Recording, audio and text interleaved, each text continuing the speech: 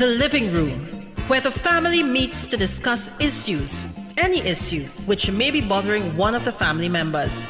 That's what we do each and every Tuesday on WAC 90.1 FM with Ricardo Mitchell and DJ Aaron 868. We have casual conversations on serious topics, from sports to culture, mental health to economics, relationships to life lessons. Join us each and every Tuesday from 7 to 8 p.m. on WAC 90.1 FM. The Living Room, casual conversations on serious topics.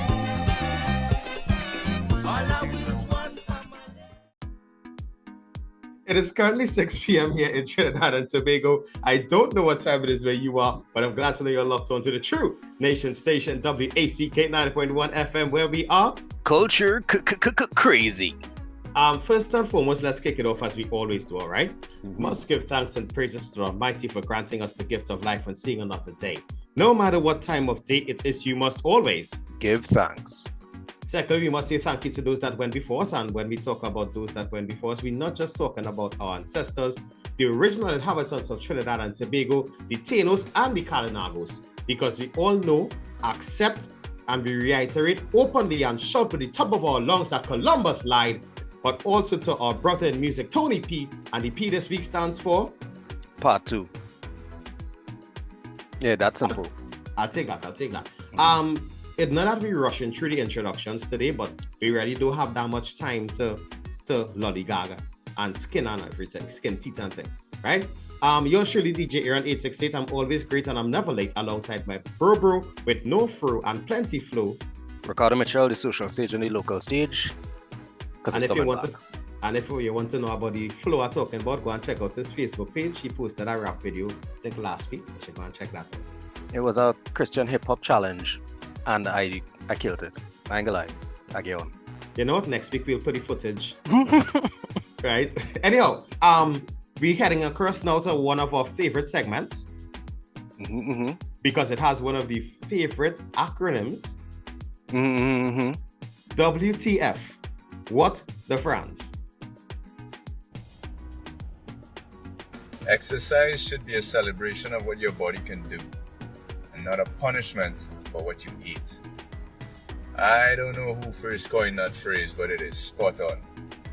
Every time I train, whether it's martial arts, calisthenics, a heavy leg day, every time I train, it is a celebration of what this wonderful machine that is my body can do. If you only look at exercise as a punishment, then it will always be a chore. If you look at it as a celebration, then it becomes a joy. So whatever your training method is, every workout should be a round of applause for what your body is capable of. If you change your perspective, you change your life. Put that in your brain and think about it. What difference? You know what I like about what Franz doing? The man is the antithesis of my style of delivery. He is crisp, he is concise, he is to the point, but very impactful, boy. Very impactful. That is your style of delivery? No. The opposite of my. We on the separate ends of the spectrum now. All right, but since we're going to separate ends of the spectrum, let's head across now to Please and Tankoo, because we always have manners inside the living room. So let's hand it over to the beautiful Tina Tankoo. Hello friends, my name is Dina Tankoo, and today I'm going to be sharing a thought or two or many with you. I'm joining in the discussion with the Manel on relationships and social media, and if you didn't catch their discussion, jump over to DJ Aaron's YouTube channel and take in last week's panel. So let's get right into the meat of it. So over the years, we have seen social media bring together, break apart, and in general just affect relationships, right? Accessibility to people has drastically increased, and it has led to a high level of insecurity, infidelity, and has given us access to a lot of information, both bad and good, that has just molded a lot of people's mindsets. And especially in the pandemic gave a rise to these podcasts, boy. These What You Bring to the Table podcasts. Every week is a different. Have you taken a man out on a date tweet what do you bring to the table, what you're doing for your woman, how much money you're spending on a date, and quite frankly, all of those things need to be left in 2022. Please, and thank you. So yes, it is important to know what you contribute to in a relationship, but these armchair relationship therapists keep pushing their own agendas and biases, and it's almost always pretty toxic. So remember that at the end of the day, they are doing this for views and for clout and for clicks and likes and follows. That being said, social media is not all bad, but you need to understand it. Social media is very algorithm driven. Your feed depends on the posts that you interact with your followers and people that you follow, what they interact with, your geographical location, what's trending, etc. That powers your feed. And if you search things that are not in line with those toxic mindsets, you will be able to realize that you can use social media to your advantage. All of this push mechanisms of having so many things just flooding your feed and just burdening your mind, you need to quiet the noise and filter what it is you take in when it comes to relationships. In this case, right? It is a great tool to get advice, not necessarily get advice, but just like be able to see what verified, legit therapists, relationship coaches, etc., what different factors that they take into consideration when you look at relationships, such as your attachment types, your love languages, different things that you need to look at within yourself and your potential partner or your partner to make your relationship stronger. With that being said, I would like to remind you that yes, social media could be very overwhelming, but you can use it to your advantage. At the end of the day, it is a very simple search engine if you think of it in that manner, and you can find the positive things and the things that will help you develop you when it comes to a relationship. So please, throw away that what you bring to the table mindset. Think about what it is that you can contribute, what it is you're looking for. Yes, it's important, but throw away this kind of stupid what you bring to the table. When last you take a man on a date, how much you're spending on a date, $1,000 date. Throw it away, leave it in 2022, and use social media to your advantage for a healthier you. Please, and the Tankoo. I want to thank Dana for starting off the conversation like that. We have a full panel, a full slate inside this week, looking to continue the conversation. So, Vorish, take us away. Welcome to the living room. Welcome to the living room. Welcome to the living room. Welcome to the living room. And we are back after that lovely intro from Vorish. And we will try to get them on the program before the end of the year, because I know they're real busy now. They're performing all over. They're recording with whoever. you know, we try some pay me and pastel to collect just now. Before you see me run away for 2 minutes. You getting pay me? We getting pay me? You know again pay me. Pay me again, pay me, boy. You can pay me so, and pastel so early in December? Warm to you. Pastel had to eat right through. What is really going, boy? Yeah. Don't know me to pay me, right? We will fix that, Willie. You're speaking to the pay me man right now. I find well, right, we go organize that. You organize that. Right. Mr. Williams, I'm going to hand back over to you to continue steering this ship as we discuss. Yeah, because all kind of and I want to say, we talk about emotional mentorship last week to an extent, and this week we're going to talk about relationships. All right, but we're going to try to focus more on the male aspect in a relationship, because we have heard a lot of men say that if I have an issue, my wife will think it's important, or only what she sees as important is important to fix. And we want to start to get the conversation out there that we as men have things in relationships that we look for. So we want to ask the question, firstly, what are some issues that men face in relationships that women think are trivial? Can I take the lead on this one? You are the man that's about to get married, so you go right ahead. what I would think that they believe to be trivial, I think mostly your emotional state of mind. So there are times when you need that listening ear. In fact, there are times when you might just need to be held. And your response, sometimes your response to that is as though, well, okay, well, isn't there not a boy, not a child, you're not a baby, man up. And unfortunately, that is just a lot of how some relationships end out. And they have a saying where only if the woman is upset, then something needs to change in the relationship. And if the man is upset, then you had to fix your business. Yeah. Kiegs, I don't know if within one of your professions you've come across the happy wife, happy life sentiment now. Oh yes, for sure. Every single wedding, that is the mantra. High and low, far and wide, across age groups, across status groups, across, that's one constant in every wedding. Happy wife, happy life. And to some extent, it is true. It is true. But the reason why it rings true is because for men, a lot of the times in marriage, we feel a sense of accomplishment being able to keep our wives happy.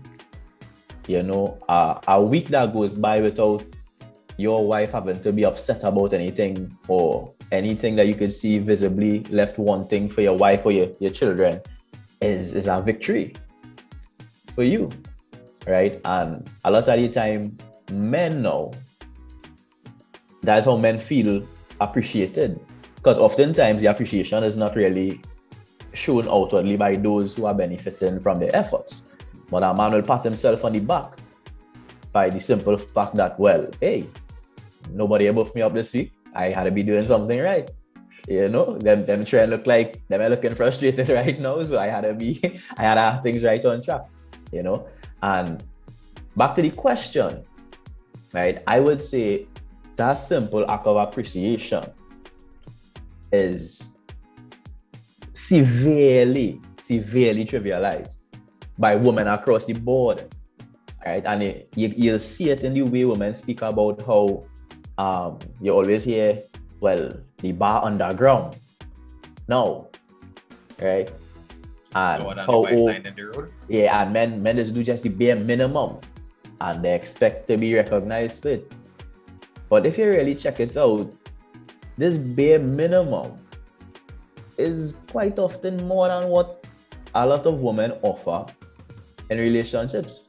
When women check out the bare minimum is that somebody is calling, somebody is messaging to check up on them, somebody is taking them out, somebody is willing to hear about their day, somebody is listening to them, right? Somebody's providing for them, somebody making sure they have their business in order in terms of their job and their career so that they could provide a future for them. And a lot of women come to the table with none of these things, right? So when women talk about the bare minimum, it's because a lot of them are just not seeing at all the efforts that men continuously make, right? And that's just the reality. And a lot of marriages too, women seem frustrated because they tell themselves that their husband should be doing more. And when you really look at it, if they were to really examine it, it could be a case of, it's not that he's not doing a lot, You really just ungrateful a lot. Anytime we get wrong, we don't ever stop hearing about it. But anytime we get right, you just remind us of the time we get wrong. Right? So what does end up happening is, if you're not getting the gratitude for doing the right thing, which is motivation and encouragement, plenty men will stop doing. Right? That is just a fact. If you're gonna get in trouble and you wasn't doing nothing wrong, you'll start doing things because you don't get in trouble already. And if you ain't giving me no thanks for the things that are doing, well, then what's the point in me doing it? Now, I ain't talking about the individual sense of responsibility a man will take to do the work regardless, I'm talking about the fact that not getting the gratitude is a huge hindrance. Now you have to push through that to still do the things that you would have done effortlessly before. Right. right? And to the ladies listening and viewing right now, we are not saying that it doesn't go both ways, eh? And we're not saying that it doesn't happen to women as well, being underappreciated. But the topic right now is men being trivialized there. I want to ask a question related to what the point Kiegs just brought across there. Would you say, this is for the entire panel to answer, would you say that social media has weighed in to cause such the example they brought about? For example, I mean, we see it on Twitter. You see all the high expectations, the high, so the bare minimum, as we describe it, which is actually you undertaking your responsibilities as a man, is not seen as enough. Because same thing, you're comparing yourself to others, where you're watching what these girls posting, or this lifestyle and whatnot. So you're thinking that, hey, my man not stepping up. Mm-hmm. Yeah. So where's your take on that? I say definitely. I don't know. I feel like Go ahead, Naslime. I like that one. Nah. I feel like social media is a nice gauge to see what people are feeling, but it's more of a sense that how that really relate back to in real now. Because as much as like you could tweet something sometimes, it's like if this girl really for that, or in the light of sometimes you might be playing something for social media and that is really not the side that really happening. Right. Some people get caught. People getting caught up. For sure. They're getting caught up. It's like gifts, like girls want the same gifts that other girls get. Like just say a rough example, like we say maybe a certain kind of style of slippers, or maybe a certain type of bag that that may be trending on social media right now. He's actually like you're making that if he can't buy me a Birkin. Yes, for the Birkin, dog. Yeah. Or he's not self or something like that. A what? Like, so is that different? A different time now, I guess. Yeah. For me, I think that social media has. Alright, let me see how to explain this properly. If you're looking at a graph, right? Sometimes there's a fixed line. If you have fixed income on the graph, but social media now has drawn a tangent above that line, which is with a variable line now. So it's your fixed bar. So they want the fixed bar, but they also want the variable too. And the variable increases and drops and decreases according to the season. Because if you have not noticed now, the bar is he had to pay for the frontline costume. That bar high, boy. That bar real high. That bar high, boy. Frontline costume real expensive. That bar high. So That bar social real media, high. it is skewing the scale. And for me personally, I don't subscribe or ascribe to that scale. You had to know your limitations. Yeah, as Ding Dong say, but in a crease now. And that goes for everybody. That goes for everybody. The women too, who holding men to this high standard, had to know their limitations as well. Right? And this is how we often end up in the discussion of just because you spend money on me, just because you take me out to dinner, or just because you buy me a gift, right? That doesn't give you the right to expect anything physically or sexually from me, right? But if you keep treating relationships like a transaction, which is you need to be able to offer me A, B, C, or X, Y, Z, then naturally you're kind of putting a chicken or the egg situation. Is it that men are earnestly assuming that this is them paying for your body, or are you now creating that dynamic yourself when you constantly say, well, to get access to me, you need to be able to spend money? And a coin. Right? A trend that, sorry. Yeah, go ahead. Sorry, but a trend I've seen on social media I probably pick it up within the last year or so, but basically what they're saying that in order to get my time, you gotta pay for that.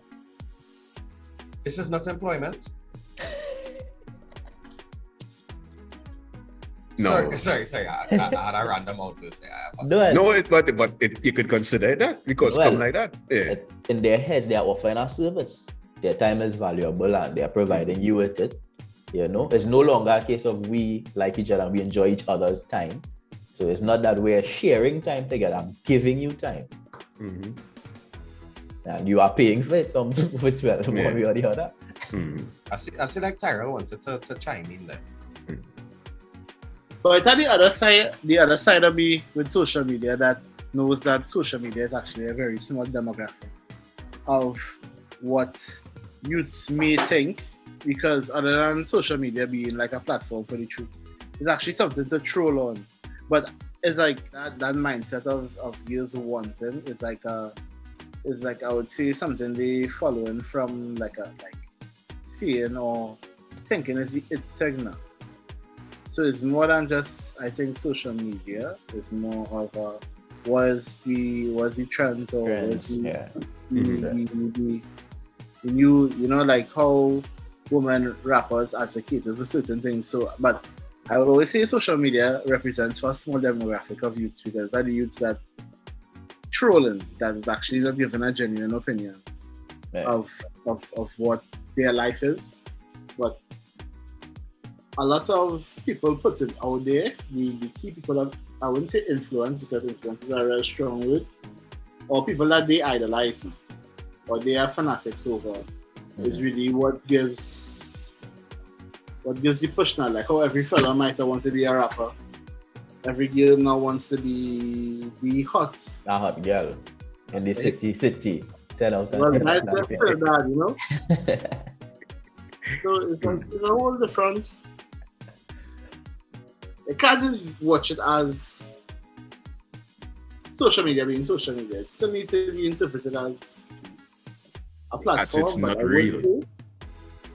It's very, very, very, very, very tampering with minds now. I could say that. You can't make love on an empty belly.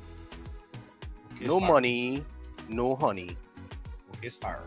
Massey, they want to hear how much I love she, you know. Yeah. Right? Tianteke want to hear, right, that I'm a good listener. Mm-hmm.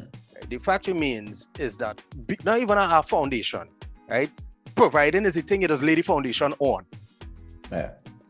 Let me put it this way. If you could only do one thing, which is provide, you stand a better chance than a man who's doing everything else and not providing. Baby, Is that true? Is that really true?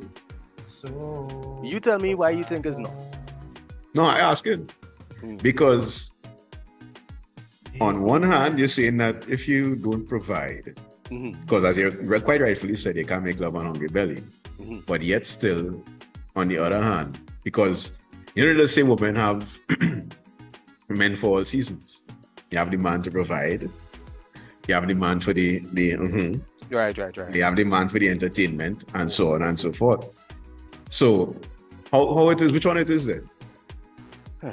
A very wise group of young men have pointed out that it's something called the sinking ship principle, right?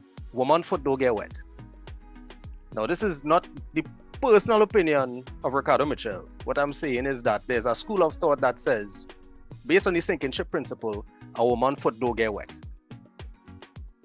A man is way more likely to leave a relationship and be single, deliberately single, than a woman would leave a relationship to be by herself. The reason I'm saying that is because a lot of the times, when a woman done with a man, or when he find out that they're done, it's because she done make up her mind on that however long before and have whatever else in place. Yeah. Right? Once the ship sinking, the foot don't get wet.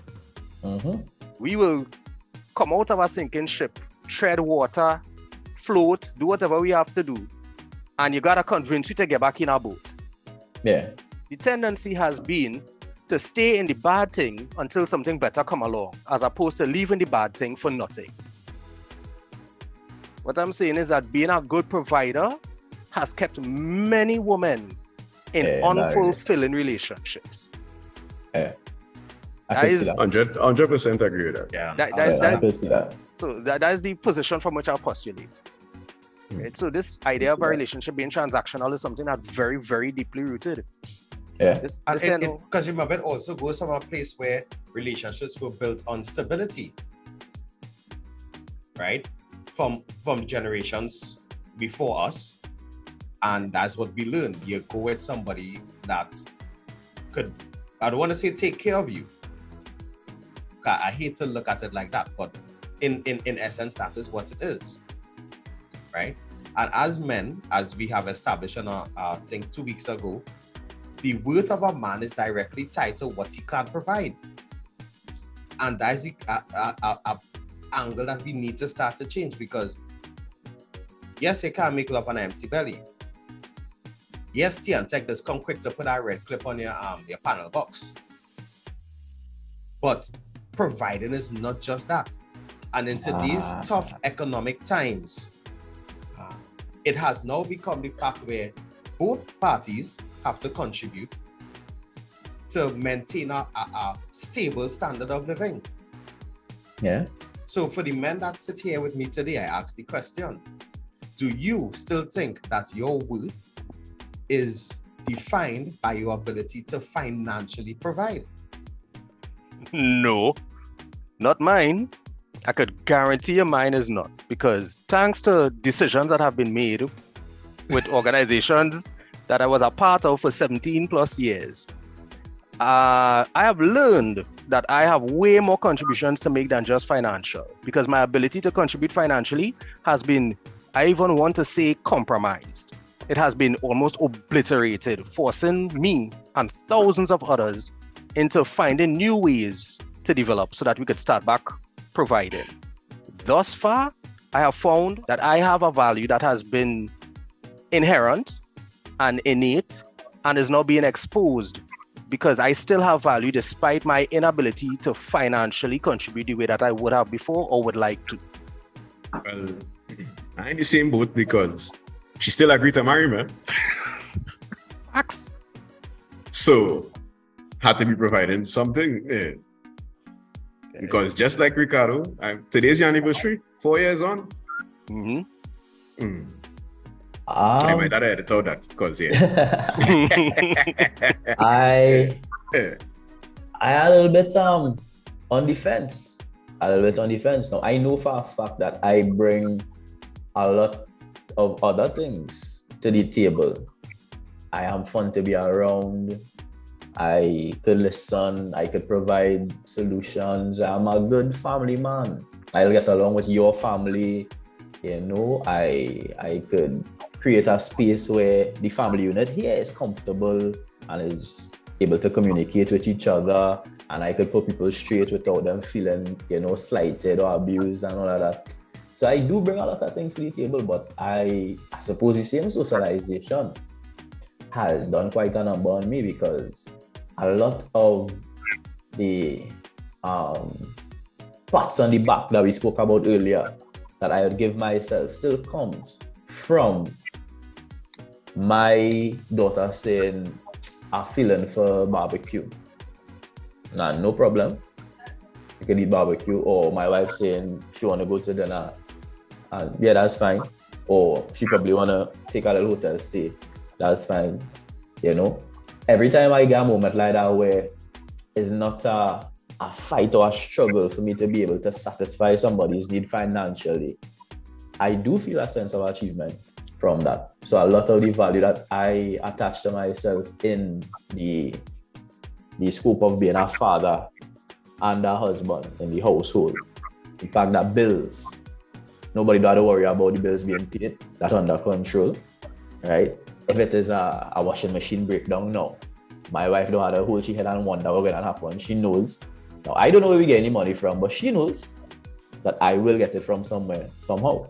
So I still attach a lot of the value that I bring from me and my financial contributions. No, this is a very interesting part of it, and I'm going to swing this one to Tyrell now, because Tyrell, what are your views on this? Financial. Well, I don't really have to provide to anybody financially in my life but myself, right? Currently. So that's a smart way of saying that you are currently unattached, like Ronaldo. I am unattached, but I am definitely on the side of friends are saying right now my financial worth is, or my worth, how to say? Yes, but my worth is what I can provide financially. Okay. Okay. All right. For myself. Oh. Oh. Well, Yes. I don't know what to say. Remember, Make he's sure I I'm like unattached, to eh? be comfortable as a fella now. Like, you know, I want to be able to maintain my stuff or maintain the lifestyle that I live. So right now it is. Ooh, Tyrell, you know, you hit me. Yeah. You hit me at angle there, you know, because one of the things I don't think we consider when we will put in parameters on relationships was the relationship you have with yourself, you know. I was thanks, Carly. You take the next point out of it. Yeah, because it come like you know, you'd be accustomed to certain things as a man now, like, you know, that you would want to maintain for yourself, whether it's a haircut every month, a new shirt every month, you know, you would want to buy. So I would say my worth is attached to my ability to provide financially for myself. Let me interject here. So I train this back at Kiegs now. So based on what Tyrell just described, how do you place your worth on yourself as you are the only married man here? How do you take care of yourself within the parameters of the marriage? Boy, that you see, I am a man who not very picky about a lot of things. So I might be the best example here. So I will be low maintenance, as you would say. All right. But a lot of what I need is provided by the household as well. Right? If you understand. Yeah, we have a symbiotic relationship here. As much as I know they need me and I feel a sense of achievement being able to provide for them, they provide me with what I need as well. So simple things like I don't have to worry about what I eating at all. That's a big thing. Any day. Like I just get up and be like, what for breakfast? I may lie there, I just say what for lunch. I just be like, what for dinner? And food just meet me. Yeah, like food just meet me in my hand. And I don't mean like I have a big stick and I will not go and take out my own food. I just say that I don't have to. I can't remember the last time I take a spoon and put it in a pot. Food will just meet me wherever I am now. And I really appreciate that. And I have a lot of little things like that. That is kind of just, yeah, just simple things. Simple things just keep me in the right frame of mind. Or that's the maintenance that keeps me able to do the things that I do. So I don't need to concentrate so much on what I need, you know, to take care of myself. My family is doing that for me a whole lot of the time. Yeah, I need to go and get a mark here and there. I might need to buy clothes, but even in that, my wife might just come home with a shirt. I might even realize that way, but I could do it a new shirt. She realized, or she might say, hey, you need a new shoes. So she might actually be the catalyst behind me doing the things that I need to do, you know, to take care of myself and make myself happy in some ways. Sometimes my daughter might just come and just the hugs and the love up in a moment where I didn't realize that, you know what, I'm working too hard. This work from home thing was great for me because she would come in the day and be like, that's enough work. That's enough work. And I would say, well, you know what? That's probably enough work if you say so. And it's time to play a little bit. So, I mean, I can't list all the things, but like I say, the same way I provide, they may not be providing financially, but I get a lot of what I need from inside the family unit as well. So essentially, you have aligned what you need for your well-being, your sense of I'm not sure if empowerment is the right word, but you align that with what happens within the household. Yeah, a lot Because of the what Tyrell mentioning is Tyrell, he's doing that for himself. Yeah, but he has to. Yeah. He does have to, because yes, currently he's unattached. But what I'm really trying to get at, so like things you like to do, experiences that if you go back to when you were single and you were doing all of this for yourself and taking care of yourself, is it that you no longer see the need to do that for yourself, or that all the needs have been taken care of by the family? A lot of the time, the answer is actually yes. And that would be because I guess this way a courting period is very important, you know, and you need to choose the right partner for you. I still do a lot of the things that I like to do. Like, for example, last night, I think I played 4 hours straight Warzone 2. And while I was playing game, nobody at all had a problem that I needed to bother me with. And I'm not sure that anybody didn't have a problem, but everybody in the house kind of knew, well, not to bother me. That's your downtime. Yeah, check mommy, or, you know, I come inside, everybody done sleeping, all I had to do is take out the garbage, and I cool with that. So, in terms of doing other activities, it would have been that I used to do these things with my wife, a lot of the, well, my girlfriend at the point in time. So we still do those things whenever we have the time. And then other than that, things that I used to do before, I still do, in terms of like sweat. Whenever men get a chance to sweat with all this rain, right? Yeah, for real. I could go and take a drink with the boys, right? And this is why I say your partner is really important, because my wife will never say to me, so why you gotta go and drink a beer?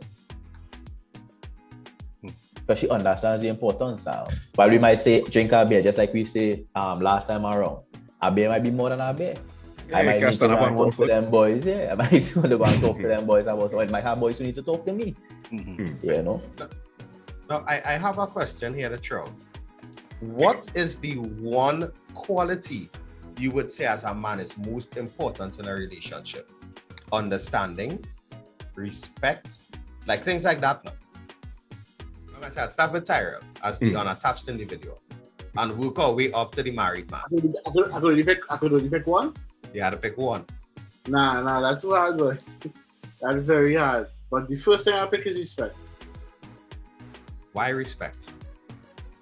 I feel if I'm being real, I might take this back in about a couple of years, but I feel like respect worth more to a man than love now. Just say that when you post something on the internet, it's there forever. So, yeah, but it's like respect now, but it's like you could love, and love is something I understand, but like if you could respect as a person, that, you know. Tyrell, so we're saying you need respect. It would be you. I willing to give both ways now. Bro. Okay, all right. But it's like respect is like a big thing. Respect and love, like to me, respect and love go hand in hand now. All right, cool. Yeah. Ricardo?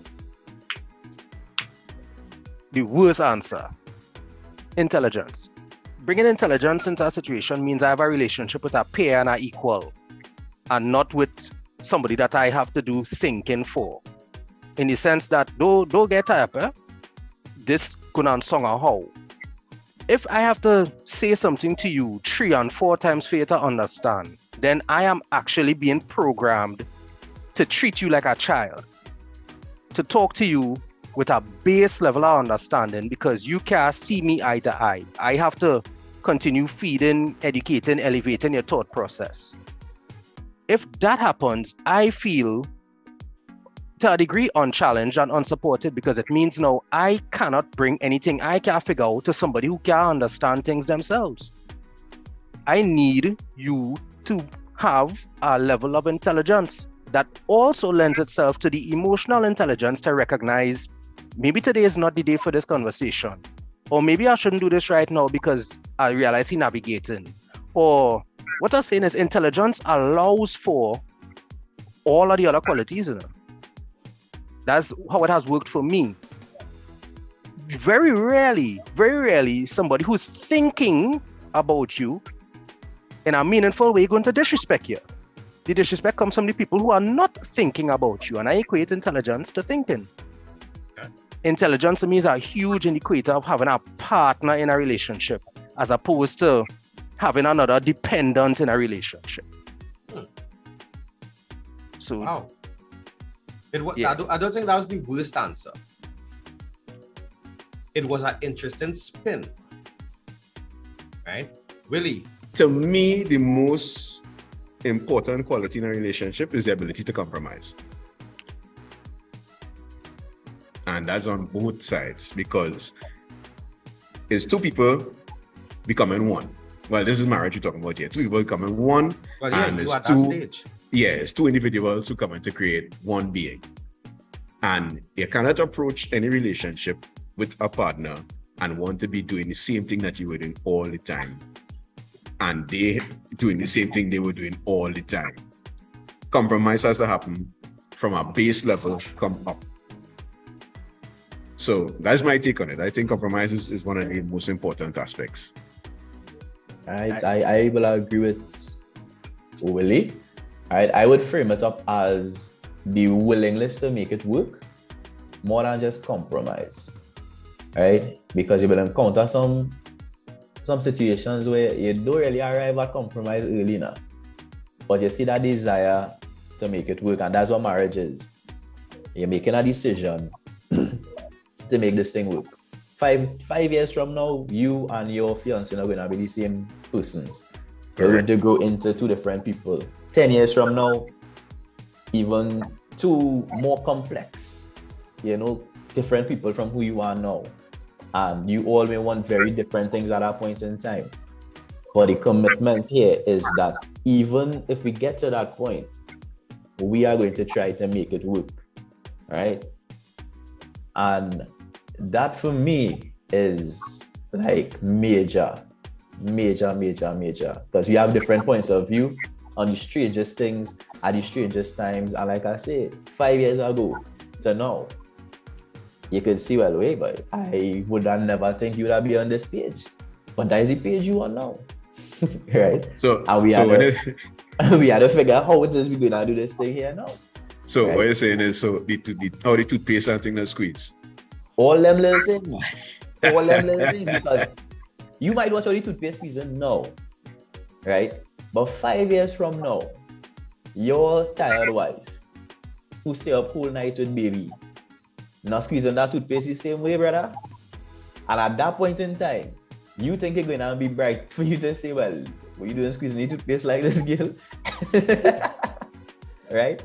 And I would say this though, for men, an important characteristic that you need to have in a relationship is being able to stand up for yourself. You need to have that as a man in a relationship, right? And being able to lead in a household, and sometimes people is going to the school, but it has no gender roles and things and whatnot. You don't have to lead like you're a boss beating people with a whip. But being able to lead means that you're going to need to take the time to realize, you know what? Yeah, nobody have the right idea here, but I was the one who had to let everybody know where we had to go right now. And you had to be able to stand up to yourself and let your wife, who you might be very soft with and very delicate with at all times, and you're loving and all of that. And you had to let her know, well, nah, this is not the right way. The same children who we saw soft parenting and thing now. You still let them know, well, nah, this is just not what's going on and go. So you had to be able to stand up for yourself too. Let me tell you something. You see why I pick intelligence? You see why I pick intelligence? Because here the catcher. If you know when to compromise, you go do it. You understand? If you know how to support, you go do it. If you know how to follow, you go do it. If you know how to lead, you go do it. Right? If you're the premise is a relationship is a dynamic thing between two people, and you ought to be able to read that room. You ought to be able to read the partner. You ought to be thinking about the partner while still acknowledging that you going through things yourself. Sorry, when I say intelligence, what I really mean is wisdom. So I want to find out, Mr. Williams. Okay, I can't say that in a room full of 3 Williams, but DJ Aaron 868. Which quality is the most important to you in a partner, in a relationship? Everybody's contribution has been very much important because no one quality is what's important to have a successful partner. So what you saying is patience. It had to be patience because all that spin and song and dance and long road they carry down. It had to be patient. Right? However, the key to a successful relationship with Aaron, wow, is a summation of everything. But at the tip of that iceberg is understanding. For me, understanding is the one quality that will make it work. Because as Kiegs said earlier, he's a low maintenance fella. I share that same sentiment. But the average woman in today's world is not going to understand that because social media has skewed and tipped the scale to make them think that you need to buy the phone or we need to go on the fancy dates all the time. The understanding of your partner is most important because you need to know during that courting phase that was spoken about. Tyrell looking real confused there. I feel it's because they keep blaming social media, which is just a reflection of things that was already ongoing. But that's just me hypothesizing. Go ahead, sorry, sir. Yeah, actively listening. Anyhow, wow, you make me throw up my train of thought there. But yeah, the understanding is extremely important because you can't have a successful relationship with your partner without first understanding your partner. And to understand your partner, you need time. You can't just sprinkle water on your partner and expect an instant relationship to grow. You need that time. Time, however, is relative because you could get to know somebody in a week. But you see when that first fallout happened, that is a very important part in a relationship that needs to take place before anything, the foundation set, if you understand what I'm saying. Before any certificate signed. Yeah. Before offer and acceptance, that first fallout is very important. Huh? And this is a little tidbit for both the man and the woman. I'm not saying go and pick a fight, but there will be times when you will disagree within the honeymoon period. And that is where you have to stand up for yourself and say, I don't believe this. Or I don't agree with this. And to be able to have that hard conversation that will bring about a different level of understanding within the relationship. So, now that you mentioned that and you're talking about having to go through that period of the first fallout, how do you deal with it? How do you deal with fallouts in a relationship? Wow, this is something that I learned on work. Conflict management is not only in the workplace. It's actually a very important skill you need to have in a relationship. And it depends on what the conflict is about. If it's as trivial as something about why you move the remote from here to here and then put it back, that could be simply sorted out. But if it's something along the lines of why you're still talking to your ex-girlfriend so much, that's a whole different conversation. So for me, it depends on the severity of the situation. I see why understanding is a big deal, because Aaron, you answer a question with no indicator as to how you actually handle conflict. I just said it really slick. That what anyway. Cool. Thank you, Willy. Thank you, Willy. It really depends on the situation. That's the best answer I could give. No, but he is right. I mean, depends on the severity of the disagreement. Then, of course, differences. But it must have some general. He could have go into either one. That he could have go into. Yeah. He gave two examples and he. Yeah. Right, so let me go into the serious one about if she has a problem because you're still talking to your ex, right? Right. First, you'll have to define as to what is the relationship you have with your ex. If it's that you have a child with her, then obviously co-parenting is the situation where she'll have to understand that there will be a level of constant communication between you and the child's parent, being your ex. But if there's no child in the equation, but you and your ex still talking every day, and the new girlfriend has a problem with it, first you have to understand why she has a problem, one. Then after understanding why, explain why you still have the communication. If she doesn't understand that, then you look at possible solutions.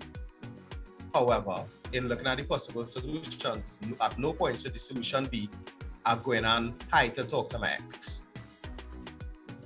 We could agree on that. Because I have the philosophy, a happy spouse equals happy house. So both parties need to be happy at the same time. Right? So for me, is understanding what the problem is, coming up with possible solutions, and then lastly, I don't want to say keeping each partner happy, but maintaining the peace as they move forward.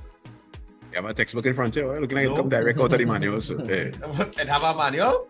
Anyway. I mean, conflict management, it must have somebody come read it just out chapter 1. I remember as the president of the Single Men Association of the Republic of Trinidad and Tobago, I have written a few articles on situations like these. I think Ricardo, remember when I used to write my tidbits on the chronicles of our relationship. I do remember when you used to write. And when you do take a position, it is usually a wise and meaningful one. My issue is when you don't take a position and feel that adding to a solution. So what you do is you move from writing meaningful things to tweeting. Right, to twittering and cutting very meaningful contributions down to ambiguous 140 character sentences. Sometimes you had to draw a line, stand up behind it and say, well, this is where I'm standing. You know what I mean? And sometimes, it's not about being wrong, you know. It's not even about being right. It's about having a clear enough position that you could grow from it. Recognizing that somebody else in a position that they either want to grow from or not. Because that growing is where the compromise coming from. That growing is where the willingness to make it work comes from. That position is where respect comes from. But if you don't know where you stand, then you will BS your way into and around being right as opposed to having a position you could grow from. So that takes us back to what Kiegs said, where sometimes you have to stand up for yourself as a man in a relationship. I would like to think that both parties in a relationship should stand up for the right thing. And sometimes standing up for yourself is not the right thing. Sometimes you have to stand up for somebody because they're not in a position to stand. So what you're getting from them is a trauma response or a habitual behavior or something that they don't even want to be or want to do, or they don't know why they believe what they believe. Yeah. Right? So sometimes you have to, as I say, stand up for the right thing. And sometimes the right thing is loving somebody through the pain and not trying to correct them out of it, but realizing that they end up there for a reason too. You're preaching there. Because I'm telling you, I have a lot of times where resolving the issue is not the best thing right now. And trying to understand and figure out what's going on, that's not even required right now. How to impress that? Aaron, I'm listening to you. Yeah, so sometimes you had to leave the pot to boil over. It's not necessarily the pot need to boil over, right? But don't touch the pot too quick, right? Don't put no ingredients in the pot, right? It go boil down a little bit, right? It won't boil over. The water go boil down a little bit, right? I'm a firm believer in that. Yeah, sometimes all the pot need is a little time for it to boil down a little bit. Right? People are very different, and as men, we tend to always want to solve a problem. You know, we want to, well, hey, something bothering you, let me know what it is, let me fix it. And that is not always the case now, boy. Or you don't need to fix it right now. So just want to listen in here now, boy. Yeah, sometimes women want to be vexed too, you know. Just like how men is what peace. Sometimes women want a little drama. I like to call them excitation points. Yeah, maybe the want a little drama in the air. But that doesn't mean necessarily that because they want to feel this way, they're going and put it on you, That don't mean they're going and, give you no onslaught of emotions here. But there's no problem to be fixed. There's no problem to be fixed, right? Like we don't deal with this right now. Let them settle a little bit. But a statement was made to be verbatim the other night that, hey, let me be vexed now. Yeah, come on. No, but you as a man, you don't want to be vexed.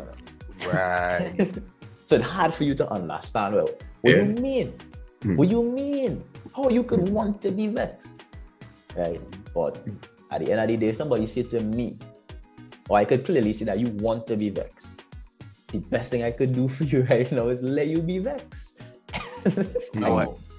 I would just want to point out, because I know Aaron coming with the announcement, right? But it has something that has proven to be a very helpful tool, and I think it would be a remiss to not mention it.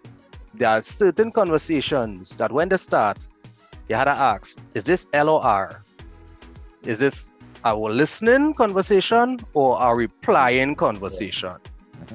Right? That will save you a lot of headache, and it also helps your partner frame the way that they're feeling about what they're feeling. I just saying L or R, listen or reply. Which one you want me to be, so I know how to, because I'm not gonna buy over that fallout. Yeah. Now, as Ricardo said, I'm coming with the word. We are very close to the hour, 7 p.m. here in Trinidad and Tobago. I don't know what time it is where you are, but I'm glad to know you're locked on to the True Nation station, WACK 90.1 FM, where we are culture crazy. Now, we don't have much time to close off today, right? So, fellas, real quick, before we close off, any shout outs that you want to give? I'll go first. I'd like to say good night to my fiancée, Ria Francis. I hope that she's having a wonderful evening. And also like to shout out the Loose Juice family, wherever they are. You all keep good. Christmas coming. You know, we have things, Carnival is coming as well. We have to get things under wraps. Other than that, quite fine. Shout out to everybody affected by the floods. We know things tough right now. We'll keep our head up and things will get better. Tyrell? I don't have much to say. I really appreciate being here. Please bring me back on the panel sometimes. I really want to contribute some more. I think the next panel we'll do, Tyrell, we need to get you and your peers, like persons around your age, to come and tell us about relationships. Because what we see a lot of the young persons, especially on the social media platforms, expressing, we want to get to understand a little bit more. No problem. Right? I have a diverse group of friends I'd bring. Yeah, Ricardo, trust me, we know that. Yeah. All right. I will follow my boy Willy there, and I will shout out my wife, children, the family unit, right? Even allowing me the time to do this right now, right? Shout out my moms as well, because a lot of lessons that I have learned over the years, whether consciously or unconsciously, and just by example, have stayed with me and helped me a lot daily. Right, so definitely shout out to moms, good job, and well, pops no longer with us, but a lot of what I live daily is just from his example.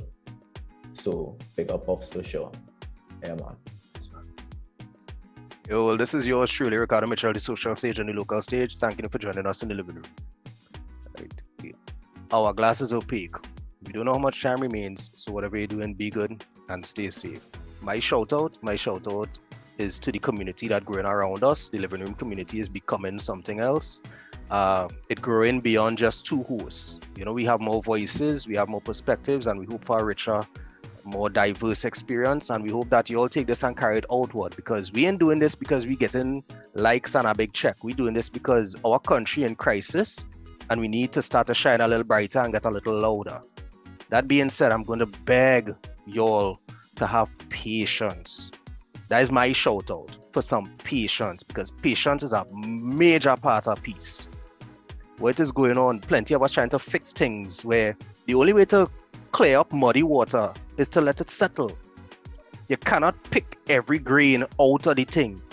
Sometimes you just have to let something settle and then pour out from it what you can. Let we have some patience with each other, people. I find as a people we too hasty, and that reflecting itself in our schools, our roads, particularly the roads, the business places, the families, the homes. Let we try to have a little patience and let something settle down. Right, so Aaron?